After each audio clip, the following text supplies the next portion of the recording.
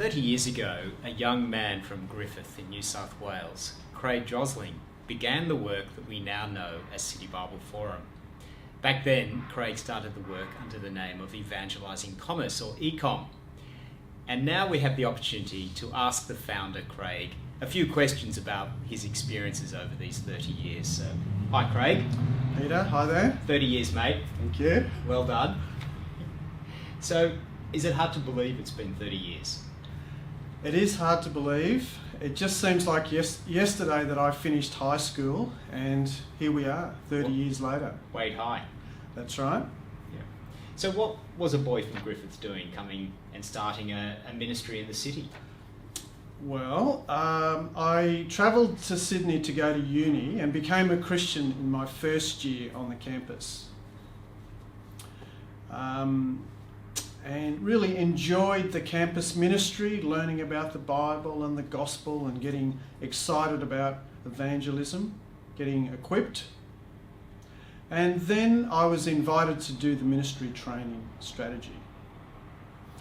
An apprenticeship? That's right, with St Matthias Church and with the campus at UNSW. Actually, my plan was always to go back to the country. And so I had that in the back of my mind as I was doing the apprenticeship. I thought maybe I'll go back to the country, I'll be a Presbyterian minister.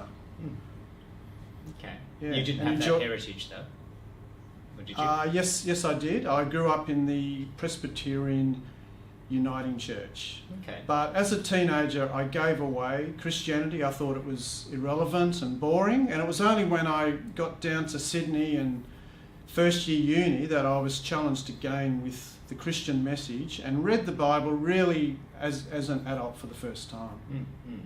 And what was it when you were doing that apprenticeship program that challenged you to think of not going back to Griffith but starting a city ministry? Well, it was really every year we had a staff conference at the end of the year to plan for the following year, but it was really also a training 5 days for the apprentices. And the question that we answered during that week was, how can we reach the world with the gospel?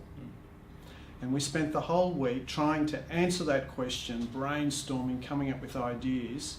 And the logic went like this. Most people in the world live in cities. In cities, people don't relate so much to their geographical neighbours next door, but they relate with people in their interest groups, in their affinities. And because I'd worked in the accounting field in the city for 5 years, because I'd done commerce at uni, I got excited about perhaps starting up a ministry amongst people in the commercial world. So what does it look like when an accountant gets excited? Well, I was also thinking about how I was going to serve the gospel going forward. So I was trying to think about that. And at that conference, I decided that yes, I was going to go and do this ministry to people in the commercial world, but I didn't tell anyone. But I did stay up all night, the first night that the idea came, and I did a budget, because that's what accountants do. Fantastic. So that would have been back in 1989, is that right? That's right. Okay. So you kept this quiet for a little while? That's right. And how did it germinate from there? Well, one of the elders at the church, Cole Marshall, approached me and he said, Craig, have you ever thought about starting up a ministry amongst business people in the commercial world? And I said, well, actually, Cole, I have, and I've even got a budget for it. Right, so that was a little time later. Yeah. Right. So we got cracking. Yeah, got great. cracking, put together a little committee, worked out a short statement of objectives and started raising a bit of money. And you supported yourself initially doing some accounting work? I worked part-time initially. I was married. My wife Sandra was working full-time as a nurse. And then with the part-time work that I could do in ministry, I spent most of that trying to raise money. And then I went full-time in 1991. Yeah. So I think for the record, the ministry started on the 1st of May 1991 because that's when you opened the bank account or took your first deposit. That's right. and I think you went full-time in July of that year. Uh-huh. Yeah, so we're Sounds just on... about right. Yeah. Well, 30 years. 30 years, yeah. So what kept you up at night in those early days as you started off this ministry? Well, to be honest, it wasn't so much with worries and negative things. Maybe I was young and foolish and naive, but I was really excited about starting up this new ministry. The thing that kept me up most at night was thinking through plans, ideas, trying to work out the best structure and methods for the new ministry. So that was the main thing. It was a challenge to raise the money, but I was part of a very strong Christian community, St. Matthias, the campus ministry, and I received lots of support from the people in that team. I was an associate staff worker in the team. They allowed me to raise money amongst the congregation at St. Matthias, which was very generous of them. Yeah. So yeah, there weren't, to be honest, there weren't too many worries. It was all excitement. Great. So even though you were very much a pioneer, you were part of a team and you That's enjoyed right. that. That's right. So were there ever any doubts that this work would prosper? Well, to be honest, when I first started, I didn't really know if it was going to work. I had worked in the city, as I said before, for 5 or 6 years as an accountant, and I'd seen in those days that there was lots of potential. So I took a couple of my non-Christian work colleagues through investigating Christianity studies. I invited my non-Christian partner in the accounting firm along to an Easter outreach breakfast where John Chapman was speaking. So I could see the potential, but really I didn't know whether I could build a ministry around this.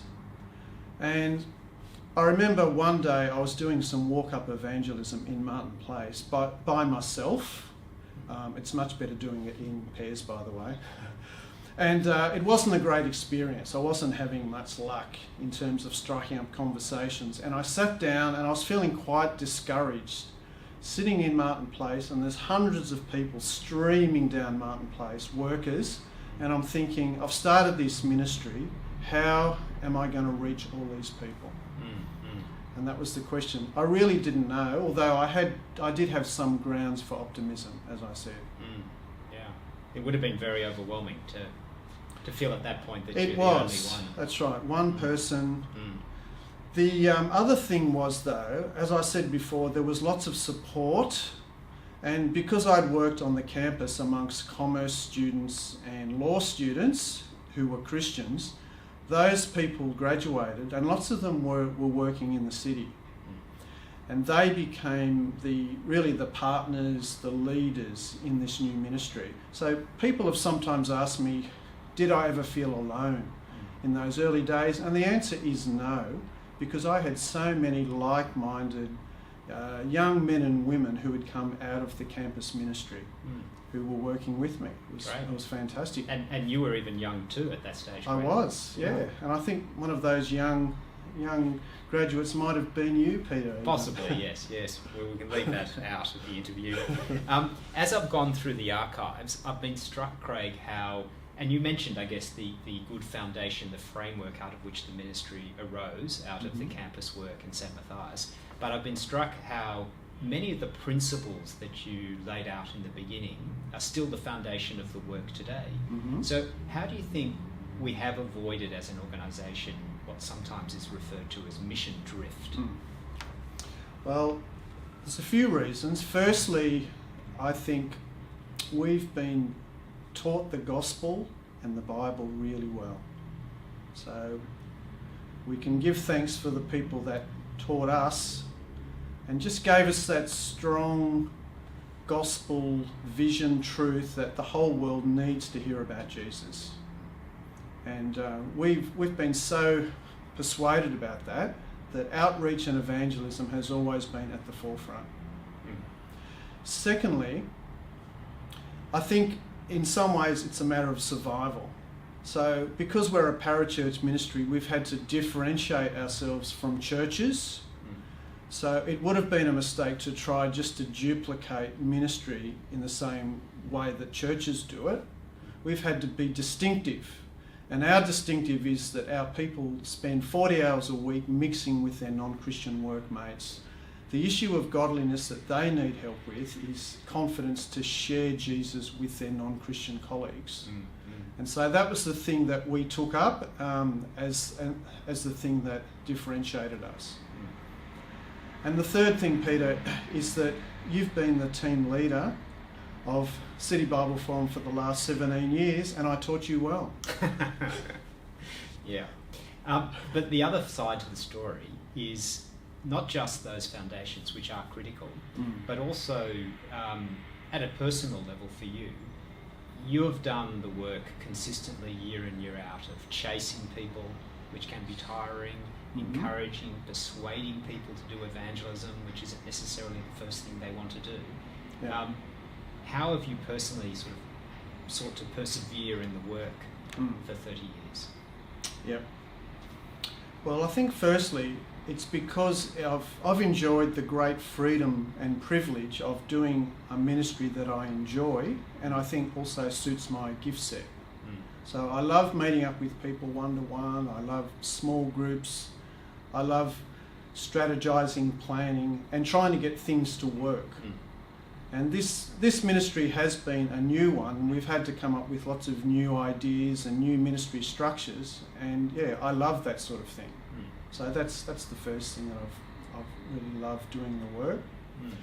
The second thing is, as I said before, I've had lots of support and encouragement from lay leaders, from like-minded staff workers, and so it's been a teamwork. So doing it with other people helps you to keep going. And the last thing is the old personal Bible reading, prayer, and going to a good church. Because in the end, it is a hard and challenging work, and you need to keep believing the gospel. And the best way to do that is to keep reminding yourself of God's promises and plan in the Bible, trusting Him in prayer, and getting encouragement through going to a good church. Yeah, it's the basics. Yeah, in one level, it's not rocket science, is it? That the principles that we've learned and you've passed on of proclaiming God's word, of prayer, and of people, the 3 Ps. That's right. Very essential. 3 Ps. Yeah. So what have been some of the joys as you think back over the 30 years? Well, some of the joys, as I mentioned just a minute ago, working with like-minded staff. So it really has been a privilege over 30 years of working with many people. Some are still here, some have moved on.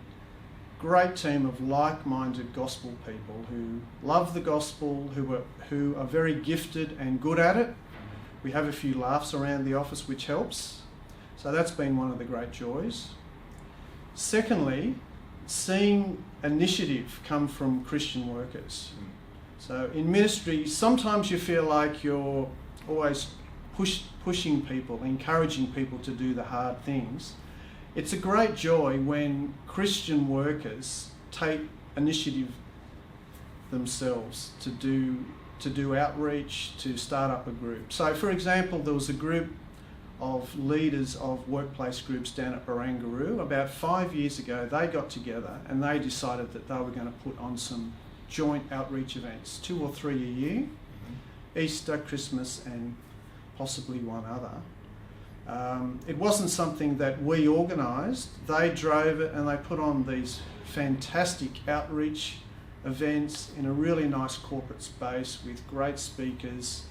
We did partner with them and help them, but we were getting 150, 200 people coming to that, including many non-Christians. And in fact, just yesterday, a young woman from KPMG rang me and she said, we haven't had many face-to-face outreach events. What about we do something towards the end of this year, Christmas, October? I think we can do something in our firm, and we'd like to invite Christians from other firms to partner with us and to bring their friends along. Fantastic. This is a young Christian woman in her early 20s taking initiative, and it was just so encouraging. I love getting calls like that. Fantastic. There have also, I assume, been some low points, some sad events, frustrations. Mm-hmm. What have been those that perhaps come to mind? One of the low points was when a very close friend of mine, who I knew from the campus ministry and was a leader on the campus, and joined me in the early days of Ecom. He was a leader, led groups, was a great support and help, made the bad decision to give up the faith, to leave his wife, not to have anything to do with his kids. And it wasn't just a short-term bad decision. I think the main problem with him was that it was ambition. He wanted to become a partner in a big law firm, and I'm not saying that is necessarily a bad thing, but he pursued that at the expense of all else, and it ended up to him destroying his family, his faith, and unfortunately a few years ago he even destroyed his own life through suicide. So that was very hard. Some of the other challenges are how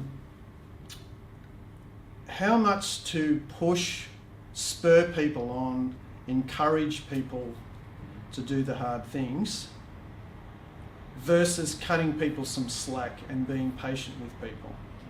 So in the city, people are busy, and it's hard to know sometimes if they're just being a bit slack and they could do better, or they are genuinely caught up with work and other responsibilities. So it requires a lot of wisdom and patience sometimes with those people. Yeah. Play the long game. That's right. Yeah, as you're doing. Yeah. So the ministry's been going for 30 years, and you said at the outset you were thinking, how do we reach the people of the city, and there are so many opportunities. Do you think the rationale for the ministry, workplace evangelism, is as strong today, or perhaps even stronger than it was 30 years ago when you began? I think COVID-19 is forcing us to ask some hard questions. I think the jury is out whether the opportunities for sharing Jesus through video conferencing and going digital will outweigh the loss of face-to-face and personal contact. With people only coming into the office a couple of days a week, I think that will be a challenge, and the jury's out. There is a lot of upside, and I guess we're trying to be optimistic and to think through what the upside is. But I think the rationale is still strong and true, that we need to be going to where people are at, into their world, rather than expecting people to come to us. Yes. Because people aren't walking into churches these days. We've got to engage people where they're at. And perhaps they're even less so than 30 years ago. That's right, definitely. Yeah. So the rationale is still very strong as to how we're going to structure ourselves and do the ministry going forward is quite challenging given the COVID-19 situation. So I said at the outset that Craig grew up in Griffith in New South Wales, and now found yourself these last 30 years working in a city ministry. Do you sometimes look back and marvel at how God has brought things about, led your life? I think God has a good sense of humour. So I was planning to go back to the country to possibly be a Presbyterian minister, enjoy the quiet country life, and here I am working in the middle of the biggest city in Australia. So he's got a sense of humour. I do marvel. I am very thankful for the opportunities that I've had to do this ministry. It's been a great adventure. It's been a great ride. But to be honest, I don't really marvel that much. I usually just take it day by day, look at my diary, see what needs to be done today and get on with it. I think that's quite a good summary of how I've experienced Craig and working with Craig these past, 20 odd years, and even prior to that knowing Craig, is the sheer determination and perseverance in the work. So Craig, what would you say to a young Christian worker starting out today about thinking of their future? I would say that things are going to become more challenging for them going forward. Christians are being marginalised, and I think that it's going to require a lot of courage to keep standing up for Jesus in the workplace. They're going to need the support of other like-minded Christians in the workplace. They're going to need to meet with people to pray. But at the same time, there's still lots of opportunities. A lot of people in our society are lost. They're looking for meaning, purpose. They're looking for answers. So the gospel is still as relevant today as it was 2,000 years ago. God is still choosing people, making people curious about Christianity. So there are lots of opportunities. Please make evangelism your number one priority. Don't get sidetracked with other good things. Keep doing the best thing. And also get equipped to be able to do evangelism well, with love, sensitivity and wisdom in what is going to be a challenging context going forward. Well, Craig, it's been a real pleasure working with you these past 20 or so years, and we're all looking forward to the next chapter, however long that may be. So may God continue to use you each day as you seek to bring the good news to many city workers. Thanks, Peter. I'll be looking forward to keeping on evangelising in the nursing home. Thanks, mate.